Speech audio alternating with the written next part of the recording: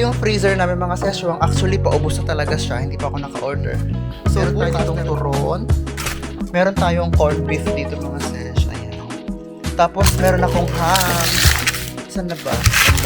Ito yung aking holiday ham.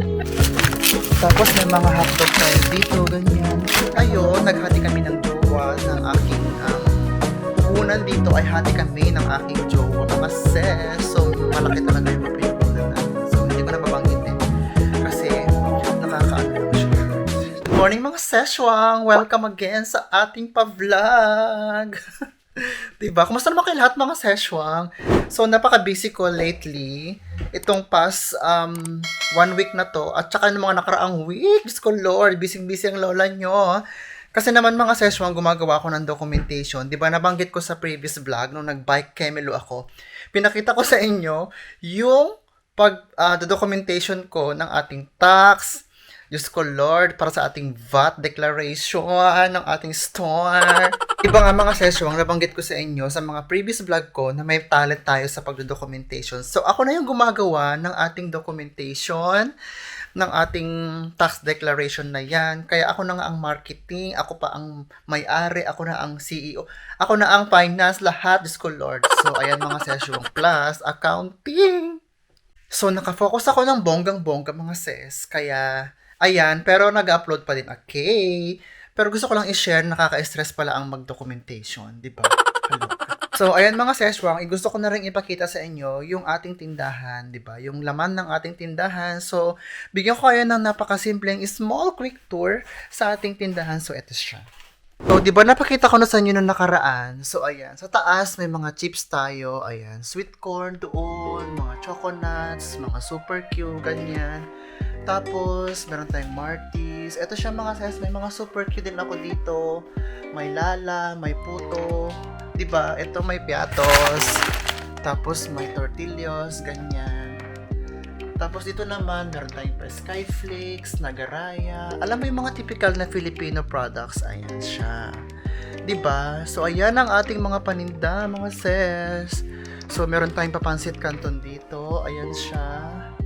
'Di ba? At syempre hindi nawawala si Mama Sita, ang lola ng bayan. Yan si Mamang Sita. Syempre meron tayong mga ganyan.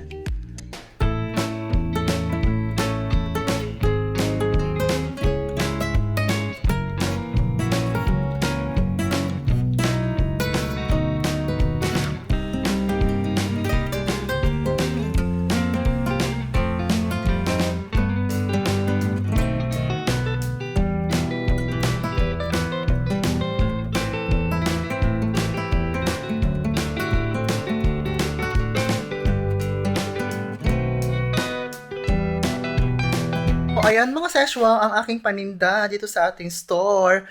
So, medyo malaki ang puhunan nito mga seshwang. Diyos ko, Lord, naloka ako kasi lahat ng mga sinave ko.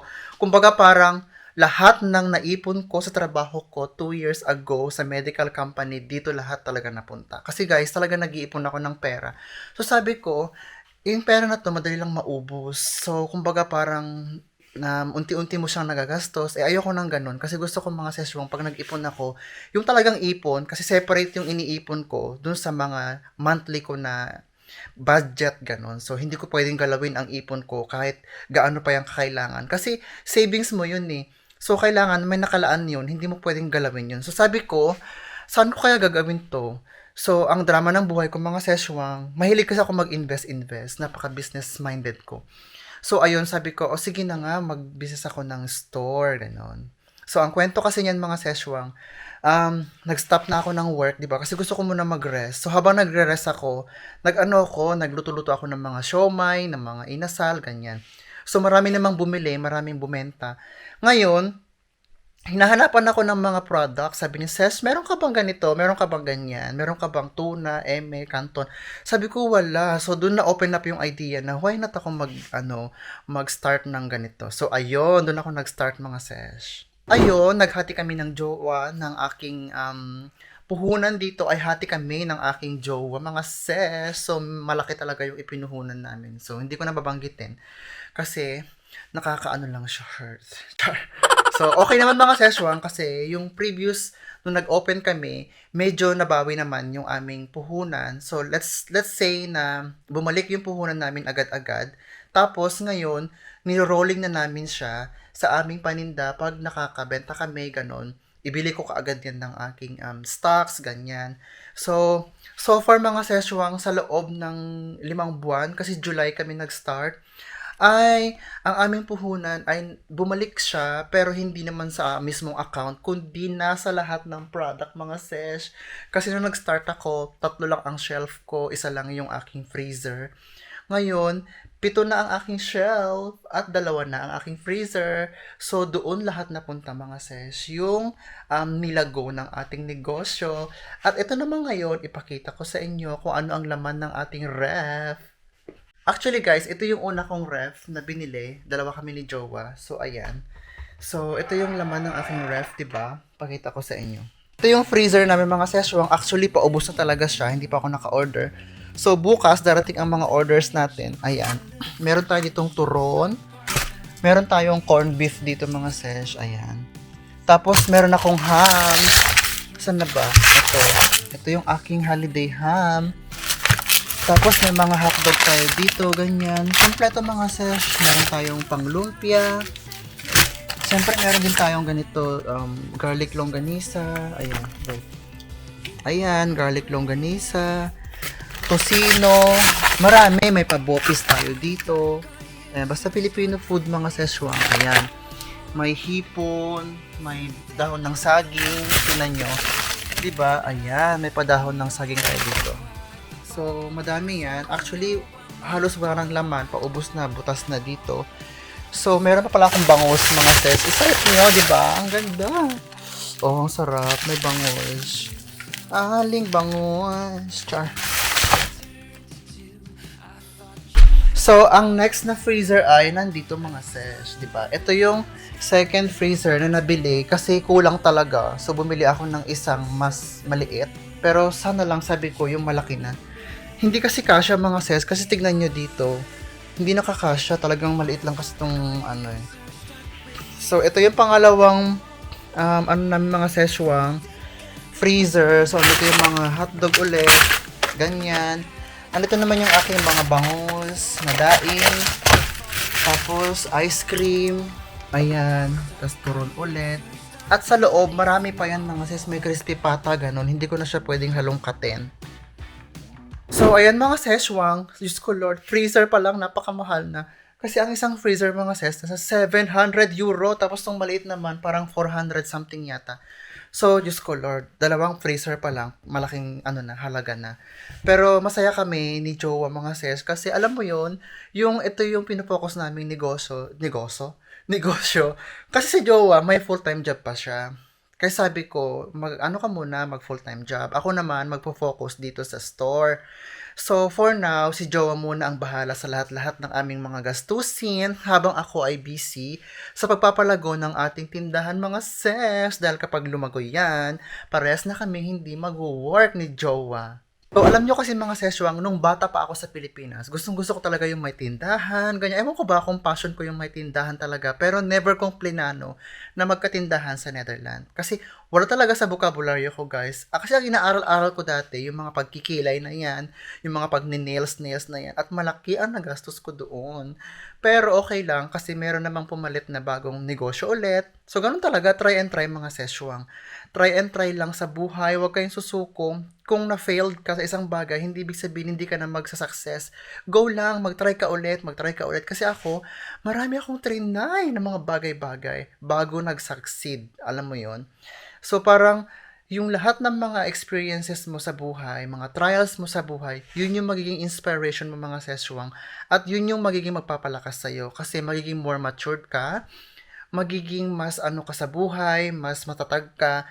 So, kumbaga parang kung meron kang small struggle, alam mo yon, parang, ay, kaya ko na yan kasi na-overcome ko na yung big struggle ka sa buhay. Di ba? Alam mo yon. Tapos magiging napakaano mo sa life, yung pananaw mo sa buhay ay iba talaga. So, sabi ko, thankful ako kasi naranasan ko yung mga bagay na yon. At thankful ako ngayon kasi kahit papano, nagsisimula akong pagandahin na ang life natin, di ba?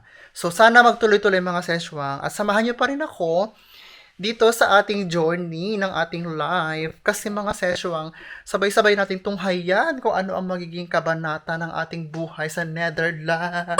At ayan mga seswang, gusto ko lang din palang i-flex sa inyo yung ating nag-comment sa ating vlog dati.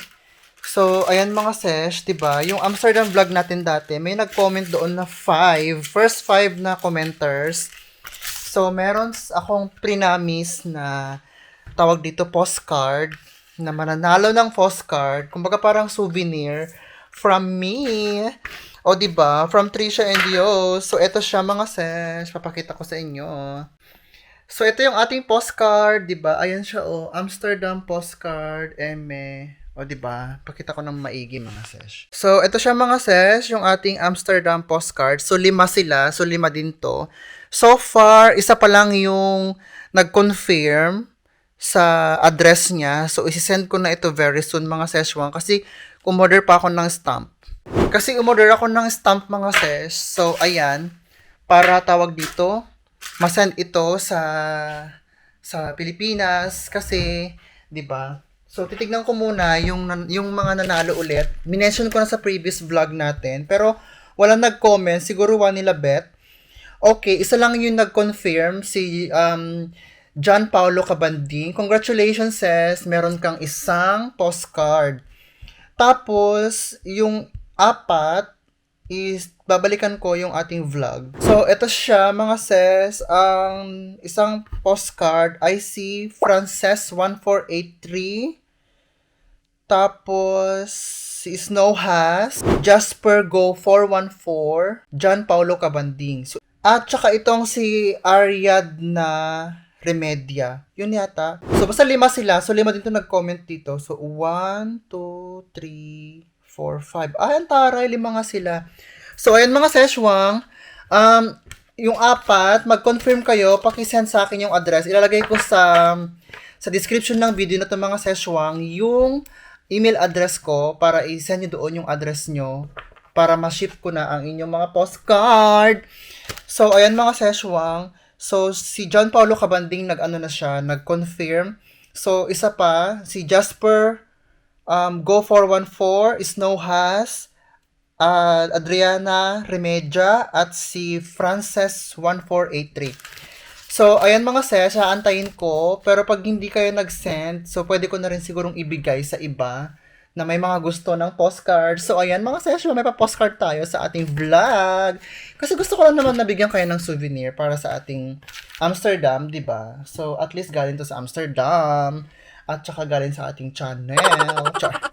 So, ayan. So, thank you so much sa lahat ng mga sumusupport at sumusubaybay sa ating Amsterdam vlog. So, meron akong tawag dito, Amsterdam vlog ulit mga seshwang, at doon, pipili na naman tayo ng ating mananalo ng ating postcard. So, ang gagawin ko mga seshwang, mag-comment lang kayo sa ating mga videos, ganyan. Tapos, ilagay ko lahat ng mga pangalan nyo doon, and then, i-raffle ko siya sa roulette eme. Tapos, mamimili ako halimbawa 5 o 10, ganun, depende. Tapos, ayun. Yun ang makaka-receive ng ating pa-postcard sa ating mga vlog. So, ayan mga seshwa. Nakakatuwa kasi ang postcard. Tingnan nyo, pakita ko sa inyo. Ayan siya. Ito yung isa. Ano pa ba? Ito. At syempre, ito. O, diba? So, ayan ang ating mga ganap sa pa-postcard mga seshwang. So, ayan mga sesh, ang ating vlog for today. At syempre kung nanonood ka sa ating channel, huwag mong kalimutang mag-subscribe mga sesh. Ngayon na, i-click mo na ang subscribe. At syempre, click the notification bell. Napakahalaga na notification bell mga seshwang. Kasi pag hindi mo yung click, hindi ka notified sa ating videos pag meron akong upload. So, kailangan nakaklick yun mga seshwang. Dahil pag nag-upload ako, plap, andyan ang notification. Ay, nag-upload sa Seshwang, click na te. Ganon. At syempre mga Seshwang, huwag mo na rin kalimutang i-share sa inyong mga social media para naman mag-grow tayo ng bonggang-bongga. So, ayan na nga. Magbababay na ako sa inyo. So, that's all for today's vlog. Mga seshwang, sana nagustuhan nyo ang ating ganap sa ating pa-small tour sa ating tindahan. At kung nakakuha kayo ng tips kung paano mag-start ng negosyo dito sa Netherlands. Kaya naman, i-push mo na yan, te. Kung may mga negosyo kang iniisip, ganyan, i-push mo na. Huwag mo na patagalin. Diyos ko, Lord, baka maunahan ka pa na magbabalot at mag-iitik na yan. So, ayan mga seshwang. Thank you so much and see you again next time. Bye!